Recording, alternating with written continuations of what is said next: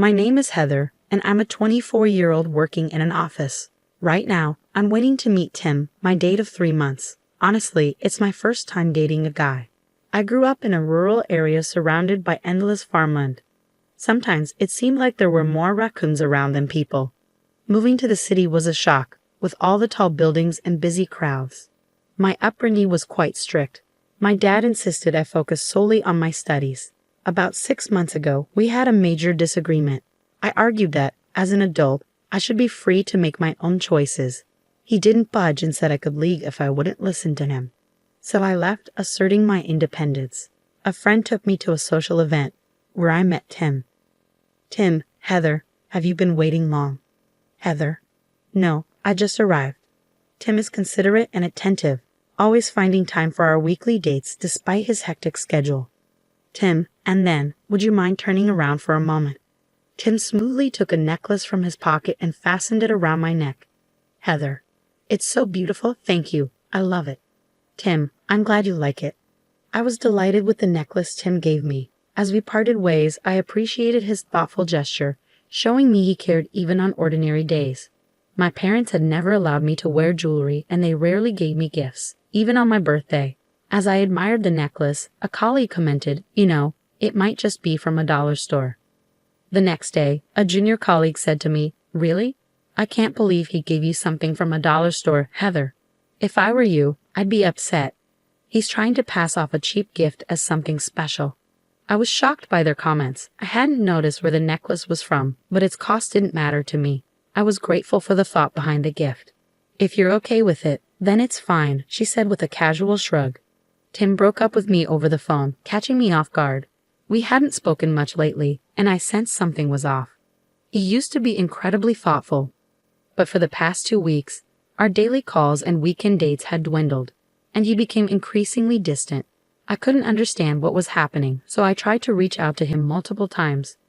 When Tim finally picked up my call, he sounded cold and detached, nothing like the person I used to know. A breakup? Why? Did I do something wrong, Tim? Not really, he replied flatly. Then what is it? I pressed him for an explanation, but all he could manage was a long, drawn-out sigh. Ew, it's just too much. What I'm trying to say is, let's break up. All of a sudden. Why? My voice wavered as tears filled my eyes, but Tim seemed unaffected. Poor people always get emotional quickly, don't they? What? The call abruptly ended, and although I tried to contact him several times afterward, he never responded. Being dumped without explanation left me heartbroken, and I lost my appetite for days. Junior colleague: Heather, you need to cheer up. You haven't been eating, have you? You're losing weight. My junior colleague was concerned about me and took care of me, but I remained downhearted. Fast forward 3 years. One day, while I was off work, my junior colleague and I were enjoying burgers at the park when a couple strolled by. We're going on a night cruise for dinner. It's the top-tier one, so exciting. I recognized the voice, and when I looked up, there was Tim in a polished suit, alongside a woman dressed in a short jacket, mini skirt, and high heels. I was taken aback by the unexpected encounter, but Tim didn't acknowledge me. Instead, he glanced at my junior colleague and me with a disdainful look. You, fast food at the park is so cheap. How pathetic. Be careful what you say, she might start crying. We should pity her. This is probably the best she can afford. Tim's apparent girlfriend not only failed to reprimand him, but also joined in laughing at us. Tim, seriously? You used to date someone like her? Unbelievable. Were you blind? She linked her arm with Tim's and waved her hand, flaunting flashy nail art as if to emphasize her point.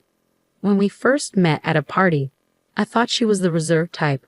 She seemed refined, like she had money. But then she was content with that cheap necklace. What a poor girl. It was a major turnoff, and now she's eating a burger in the park, so low class. Tim continued to sneer and make derogatory remarks. His demeanor had drastically changed from when we were together, leaving me feeling perplexed. In my place, my junior colleague spoke up, raising her voice. Hey, how can you be so disrespectful? You owe us an apology. Tim's girlfriend sneered. Ah, you're so loud. Birds of a feather flock together, huh? People like you always have a lot to say. You're quick to snap back, but you're all bark and no bite, aren't you? They kept mocking us, adopting an air of superiority and laughing at our expense. "That's enough, Heather," my junior colleague said. "Let's just ignore them and move on." I was still upset, but I noticed the onlookers murmuring and seemed disturbed by the scene, so I helped my junior colleague settle down.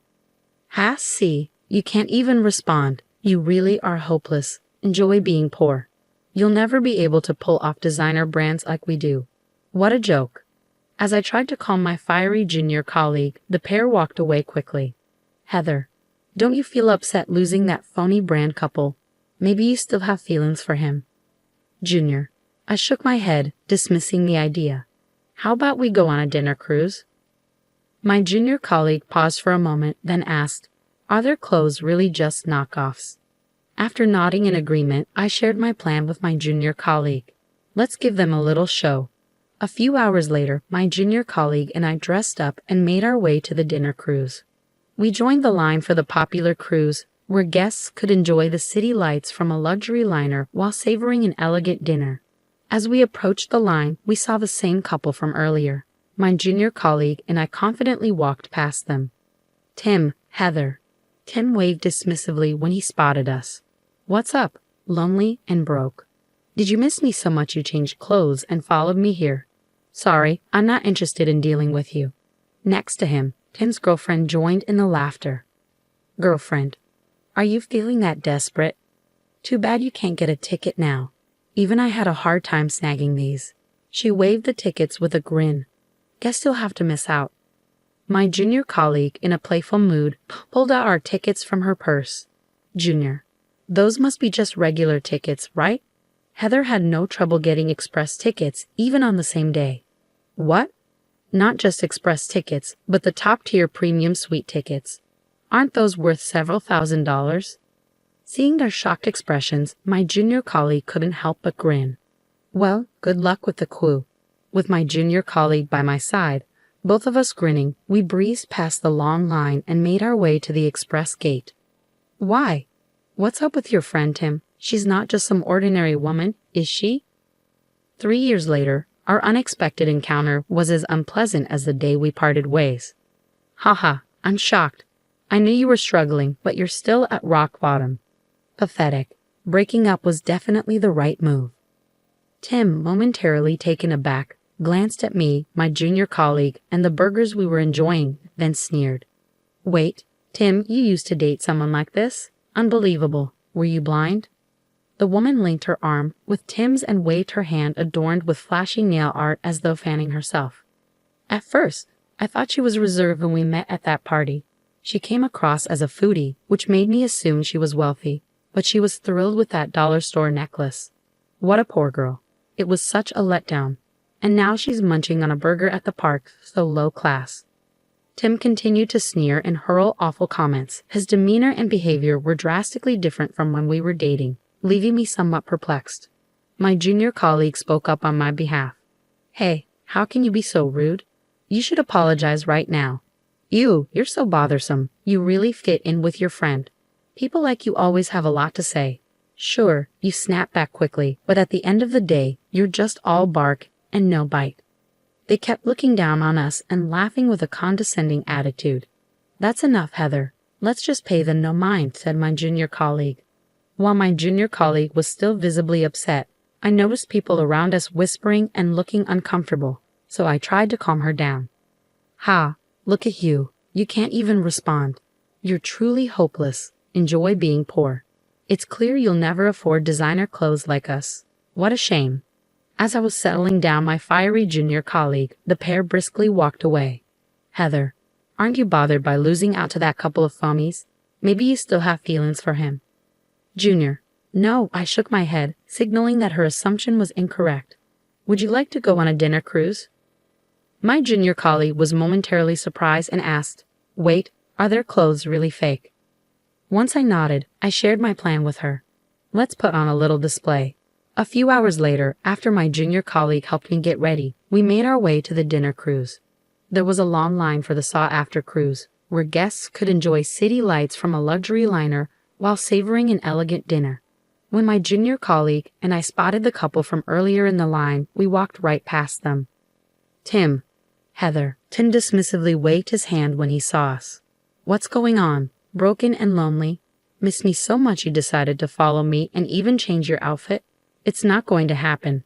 I can't deal with someone like you. Next to him, Kim's girlfriend also burst out laughing. Girlfriend?